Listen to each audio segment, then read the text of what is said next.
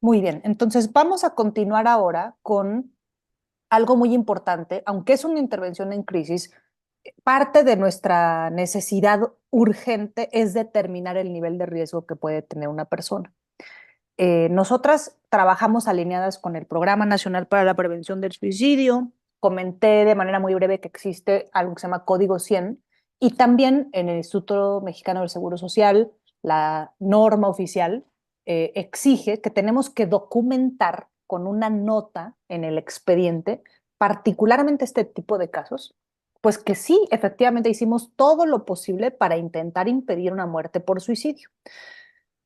Hay creencias que se han popularizado sobre que si preguntar va a hacer que la persona eleve la probabilidad de querer realizarlo, lo cual no es correcto. Es como los preservativos. Si tú repartes preservativos, lo único que haces es que eleven la probabilidad de usarlo porque lo traen, ¿de acuerdo? Entonces, el Programa Nacional para la Prevención del Suicidio sugiere esta herramienta.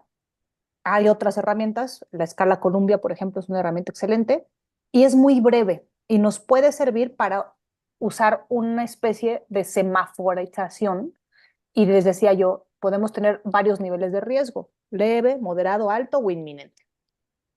Tal vez sería buena idea que leyeran, hay un artículo publicado por la doctora Paulina Arenas de la Facultad de Psicología, porque ella trabaja un modelo de riesgo que se llama Modoris, que les recomiendo y que ahí pueden un poco revisar estos criterios y con base a eso está el Programa Nacional y el Código 100.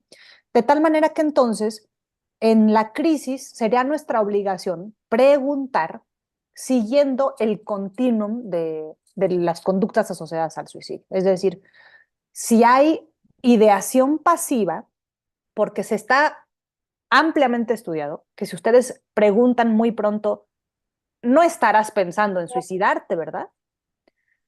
Eso muy probablemente nos va a dar un falso negativo, porque ya le dejamos ver que nos sentimos muy incómodos, que desaprobamos, o sea, estamos también un poco hablando de invalidación, ¿no? Decíamos, a ver, ¿cómo no vamos a negar, ignorar o pensar que son dramáticas, ¿no? Las cosas que nos está diciendo la persona. Y además, si decimos, no estarás pensando en una tontería, ¿verdad? Eso ya le mandó un mensaje a la persona que desaprobamos su decisión, que eso lo haría una persona tonta y que está totalmente fuera de la mesa de negociación. Y no estamos comprendiendo a la persona. Entonces, no se pregunta directamente para empezar y se pregunta suavecito, dice la escala, la Columbia, por ejemplo, ¿no? Esta también pregunta suavecito. Oye, porque recordemos, el criterio de depresión es todos los días, 15 días, la mayor parte del día, triste, no disfrutando de las cosas que antes disfrutabas. Entonces, en las últimas semanas, ¿has deseado estar muerto, muerta? Eso eleva la probabilidad de tener información confiable. A veces tenemos días buenos o días malos, pero estamos preguntando si la mayor parte del tiempo en las últimas semanas o solo a ratitos o solo en las mañanas. En el día, el ciclo circadiano, la actividad mejora, en la noche otra vez puede ser que la soledad, el aislamiento lo active, pero no está presente todos los días, la mayor parte del día. Dos, en las últimas semanas, ¿has sentido que tú o tu familia estarían mejor si estuvieras muerto? Entonces, yo empecé a comentar muy brevemente esta sensación de sobrecarga real, porque estoy enfermo, porque gastan mucho conmigo, o les doy muchos problemas. Puede ser un joven que tiene déficit de atención, que le cuesta trabajo concentrarse, que empieza la tarea y no la termina, o una persona adulta con un déficit de atención que nunca se trató, que es errático en lo laboral, en lo interpersonal, en lo familiar, consume sustancias, se aburre rápido, emprende negocios que fracasan. Entonces, podemos ver esta trayectoria, ha tenido muchos accidentes, se le olvidan las cosas, se equivoca, se pierde. Entonces, pues la gran mayoría de las personas en México no tiene acceso a servicios de salud mental. La brecha es mucho más grande que entre 8 y hasta 20 años y esta sensación de ser una sobrecarga no es inventada nuevamente, es real. porque a mí me cuestan más trabajo las cosas que los demás. Yo no he podido tener un trabajo, yo no he podido estar independiente, yo no he podido formar una familia, yo no he podido tener hijos, yo no he podido. Entonces, pues las personas, los pensamientos no los inventan, toman un poco de la realidad y cuando están emocionados probablemente se ven más grandes, se maximizan y minimizamos nuestras cualidades, minimizamos las posibles soluciones o le vemos solo lo negativo a las soluciones propuestas, ¿no? Entonces, es nuestro trabajo que estas preguntas, que aparentemente son bastante breves y superficiales, nos están dando información poderosísima. A veces la sobrecarga es, eh, se dice, ojalá te hubiera abortado, ojalá no hubieras nacido, ojalá fueras como tu hermano que no me da problemas. Entonces, obviamente, una persona que escucha años estas frases o que observa en su trayectoria profesional, académica, interpersonal, les decía yo, fallas, dificultades, pues claro que de pronto, acuérdense de la primera persona que empezó a estudiar el suicidio en el mundo, eh, hablaba sobre el suicidio como algo económico. En el libro de Arnoldo Krauss, que recientemente falleció, hablaba de esto mismo, ¿no? De cómo Emil Durkheim decía, a ver, eh, hay un capítulo precioso en este libro de suicidio de Arnoldo Krauss, que una profesora de la Facultad de Veterinaria habla sobre cómo hay algunas especies de animales que cuando hay sobrepoblación se sacrifican. Cuando un animal está encerrado, como por ejemplo una ballena que no debería de estar en un acuario, se autolesionan. Entonces, estas conductas no son exclusivas para la especie humana. Esta sensación de sobrecarga, de sentirse atrapado en una relación, de que la familia en la que me aventó la cigüeña no me ha ofrecido lo que yo necesito, no la está inventando la persona. Es totalmente válido sentirse así o así lo ha vivido, aunque no era la intención de la familia o aunque sus hermanos que estuvieron en la misma casa no lo percibieron así, esta persona sí lo experimentó así. Entonces, es muy importante esta sensación económica, que en nuestro caso lo hemos escuchado muchísimo en el consultorio de jóvenes universitarios que nos dicen, yo sé que mi familia estaría mejor, tendrían un tiempo de dolor, pero al poco tiempo tendrían menos gastos, tendrían otra recámara, mi hermano estaría mejor. Y en este balance de razones para vivir y razones para morir, pues en este momento mi balanza está inclinada para allá. La tercera pregunta tiene que ver con, en la última semana, porque les decía yo, estamos buscando si el riesgo es bajo, leve, alto, inminente, ¿no? Entonces, en la última semana has estado pensando en suicidarte, porque este algoritmo nos da esta priorización de los casos y es muy importante indagar si alguna vez has intentado quitarte la vida. Idealmente, si contestó que sí, el método, el nivel de certeza que utilizó y la reacción al intento es muy importante, porque hay personas que cuando sobreviven a un intento suicida de baja letalidad, por ejemplo, me tomé un Pepto-Bismol, me corté pero no me iba a desangrar, probablemente te habla de que no tenía la certeza de que quería morir. Tal vez quería dejar de sentir, tal vez quería dejar de pensar, tal vez quería dormir una noche sin escuchar gritos, sin acordarse de la pareja, en fin. Pero hay personas, por ejemplo, desafortunadamente nuestros estudiantes de las carreras de salud que conocen el tipo de corte, la dosis, la sustancia, y si la emoción es muy intensa, traen un nivel de certeza altísimo, ven videos, en fin, todas estas cosas. Y a veces, cuando sobreviven a un intento, no piensan qué me estaba pasando, qué bonito es vivir, nunca lo voy a volver a hacer. Muchas veces lo que piensan es, ni para eso soy bueno, y eso eleva la probabilidad de, en los siguientes 28 días, tener un segundo intento. Entonces es muy importante indagar si hay intentos previos porque existen dos factores de riesgo muy importantes para suicidio. El primero, un intento previo, y el segundo, heredabilidad. Si ha habido alguna persona en su familia que haya intentado suicidarse o que tenga algún problema de salud mental muy importante, ese es el factor de riesgo más importante que puede predecir.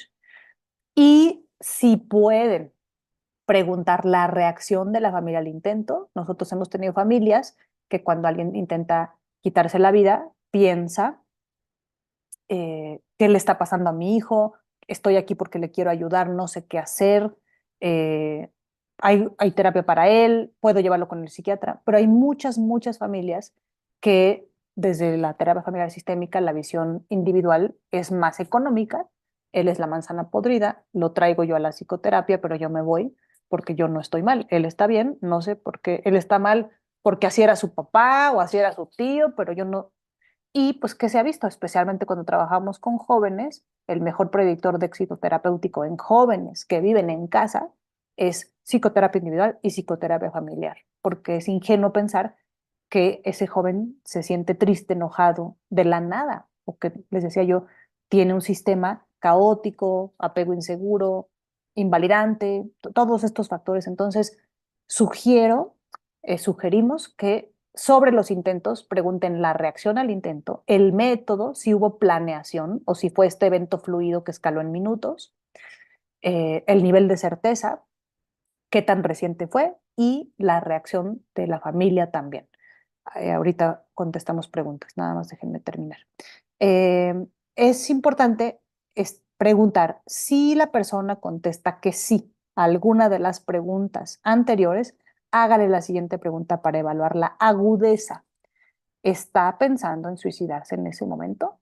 Porque si la pregunta es sí, no podemos dejarlo irse. Tenemos que acompañarle a urgencias, estamos en un hospital, tenemos que quedarnos hasta que se estabilice la emoción. Si es un menor de edad, tenemos que hablarle a la familia porque es un caso de vida o muerte, hay secretos que no podemos guardar, el riesgo es inminente, no podemos garantizar su seguridad, restricción de medios, dormir acompañado, de aquí a que se vaya a su casa, en fin, entonces es muy importante, ese riesgo es inminente y tenemos que documentar en la nota o si vamos a activar un código 100, que es, se tiene que dirigir a urgencias, es mucho más sencillo si llega a una clínica o a un hospital de urgencias, si ya trae su evaluación. A veces nos cuesta mucho trabajo con menores de edad porque nosotros estamos viendo el riesgo inminente y la familia decide no internarlo o decide esperarse a mañana o decide alguna otra cosa, porque nosotras sí estamos en una posición institucional a veces en donde tenemos que ser muy claras que la indicación es internamiento breve, evaluación psiquiátrica de urgencias, psicoterapia o, les decía yo, si el riesgo es bajo, puede ser consejería, puede ser terapia grupal. Entonces, muy importante documentar en la nota que con base a las preguntas del ASK, el riesgo es bajo, moderado, alto, inminente y la recomendación, si están con menores de edad, las exhortamos, invitamos, sugerimos a que firmen de recibido la nota, que tengan a la mano un directorio de referencias de centros de salud, hospitales psiquiátricos, psiquiatras con experiencia, colegas que tengan entrenamiento y supervisión. No cualquiera puede atender un caso de conductas asociadas al suicidio, particularmente una persona recién egresada, no podría hacerlo. Y el profesional de la salud que está indicado es una o un psiquiatra o una o un paidopsiquiatra. En este momento, ante la alta incidencia, un médico o una médica general podría iniciar el tratamiento mientras le dan su cita de alta especialidad. Pero todo eso me firma, por favor, de recibido que le entregué en la mano el directorio, la indicación de que tiene que estar, porque ustedes están resguardando la vida de la persona y son la autoridad que, con base a su experiencia, con base al entrenamiento y con base a la evaluación, tienen información para afirmar que este es un riesgo que se puede prevenir, ¿no? Ahora, Horowitz nos dice, siguientes pasos. Si el paciente contesta que no a todas las preguntas de la 1 a la 4, la prueba de detección está completa, no es necesario hacerle las 5.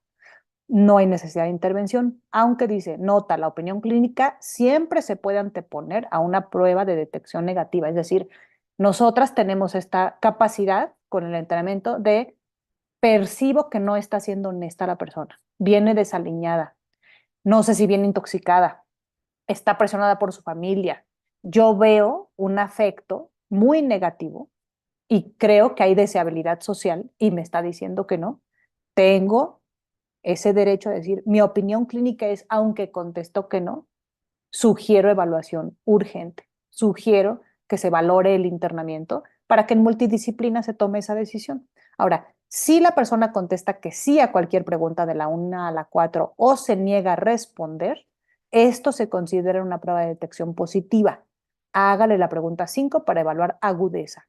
Si a la pregunta número 5 es igual a prueba de detección positiva aguda, o sea, identificación de riesgo inminente. El paciente no puede irse hasta que se le evalúe por seguridad, mantenga al paciente a la vista, retire todos los objetos peligrosos de la habitación, avísele al médico responsable de la atención del paciente. No a la pregunta 5 es una prueba de detección positiva no aguda. El paciente necesita una evaluación de seguridad breve del riesgo de suicidio para determinar si es necesaria una evaluación de completa de salud mental. El paciente no puede irse hasta que se le evalúe por seguridad.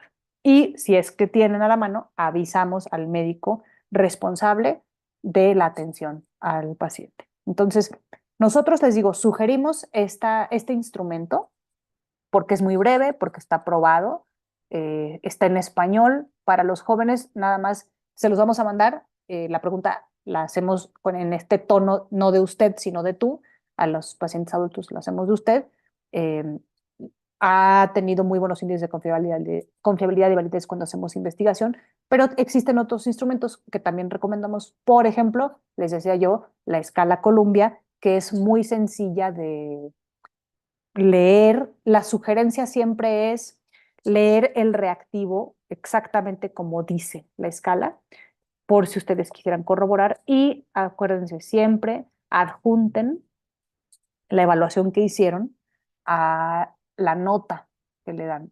Aquí les vamos a mandar esta escala, dependiendo cómo estemos, casi siempre como actuamos en crisis, eh, hacemos las preguntas para la crisis. Entonces, acá podemos evaluar eh, desde ideación suicida, con mucho detenimiento, intensidad de la ideación, comportamiento suicida, en fin. Entonces, revísenla. Les decía yo, nosotros solemos utilizar el ASC, pero si tienen oportunidad de hacer una evaluación más detallada, esta es ideal y pueden establecer el nivel de riesgo. Entonces, posterior a la evaluación, eh, vamos a hablar en el segundo bloque, que va a empezar en unos momentitos, de el modelo de intervención, que es un plan de seguridad, o la curva de riesgo, o esta tarjeta cortafuegos. Solo quería yo detenerme para usar este iceberg y entonces regresar a esta idea que viene del modelo cognitivo, pues que nos dice que en una crisis emocional probablemente se activa algo que decimos en terapia cognitiva que se llama creencias centrales. Entonces, les decía yo, puede haber una situación activadora que tenga que ver con relaciones interpersonales, con trabajo, con muchos estresores en poco tiempo, altamente estresantes, potencialmente traumáticos, en fin. Y sí, nuestro trabajo va a ser determinar en este momento qué está pasando, pero probablemente hay una creencia central a la que nosotros les recomendamos que pongan mucha atención, que es la de ineficacia. Entonces, pues en general, la mayoría de las personas podemos desde muy temprana edad reconocer qué habilidades tenemos sobredesarrolladas y cuáles tenemos infradesarrolladas. Soy rápida, dibujo muy bien, sé cocinar, eh, soy muy buena para rompecabezas. Vamos construyendo nuestra autoestima con base a este balance, pero también no soy muy buena para el básquet, me cuesta trabajo hacer amigos, eh, cuando me enojo me dura mucho tiempo. Entonces, esta combinación de habilidades sobredesarrolladas e infradesarrolladas, probablemente cuando llega una crisis, una situación que a mí me gusta la expresión o nos sobrecarga o rebasa nuestras capacidades, activa esta sensación de no hay nada que pueda hacer. Y la agencia o esta capacidad de poder sentir que sí puedo hacer algo, porque hay personas, recordemos ejemplos muy dramáticos históricos, ¿no? En el COVID, cuando empezaron a diagnosticar casos en Italia, recuerdo muy bien que hubo una oleada de suicidios antes de que recibieran el resultado de la prueba COVID, porque no había medicamentos, no había vacunas y no teníamos la dimensión y pensaban que si tenías COVID ibas a acabar intubado y muerto. Entonces, el ser humano, pues una de las grandes cosas que tiene es su capacidad de libertad, de agencia, de cambiar al mundo, de sentir que lo que hace incide en la vida, en su vida, en la comunidad. Entonces, a mí me parece muy importante reconocer y validar que es natural que cuando alguien está en crisis, es natural que quieras hacer algo, es natural que quieras dejar de sentir dolor, es natural que tu cerebro te eche este pensamiento de que no eres ineficaz, que hay un método que es muy eficaz, que es morirte. Ahora, desafortunadamente, tal vez cuando pasa la emoción, puedes tener esta capacidad de poder decir, sí es muy grande, pero tengo más razones para vivir que para morir. Sí es un momento que es pasajero, y que probablemente en un año, en 5 o en 10, habrá sido el peor momento de mi vida quizá, pero sí valió la pena seguir viviendo. Sí valió la pena lo que cuando estoy en modo estable, no estoy en modo suicida, estoy en modo estable. Aaron Beck en terapia cognitiva orientada a la recuperación habla del modo conectado, el modo cuando funciono, cuando estoy contenta con mis amigos, cuando quiero a los demás, cuando doy y recibo en consecuencia, cuando estoy con mi familia muy feliz un día viendo la tele, cuando estoy en mi trabajo y lo estoy disfrutando, cuando estoy haciendo mi tarea y de verdad creo que puedo llegar a ser una gran profesional. Entonces, cuando estoy en modo conectado, esos pensamientos de riesgo, esa eficacia lo utilizo para algo útil en comparación cuando estoy en modo muy emocionado, digo yo, o muy inestable, o en modo suicida, como dice David Roth, en fin. Entonces, me parecía muy importante detener, porque les digo, no tenemos que ser ese profesional de la salud que invalida, descarta, se enoja, regaña, rechaza, abandona. No, no, no. Tenemos que mostrar toda nuestra empatía, aunque nos cuesta trabajo pensar cómo es posible que quiera morirse si nada más terminó con la pareja. Ese joven siente que se le acaba su mundo. Pasar al frente y que se burlen de esa persona, se le acaba su mundo, su reputación, su red de apoyo. Que su familia no acepte que él no está seguro si le gustan las mujeres o los hombres y que lo rechazan y que no lo van a querer, es el fin de su mundo, ¿no? Entonces, o que una persona sea despedida y no tenga con qué llegar a su casa, pues por supuesto que él siente que es mejor morirse que ser un hombre que no puede proveer a su familia de lo mínimo, ¿no? Bueno, eh, creo que es momento de hacer una pausa porque vamos a algunas personas a tomar unos minutos para hacer el simulacro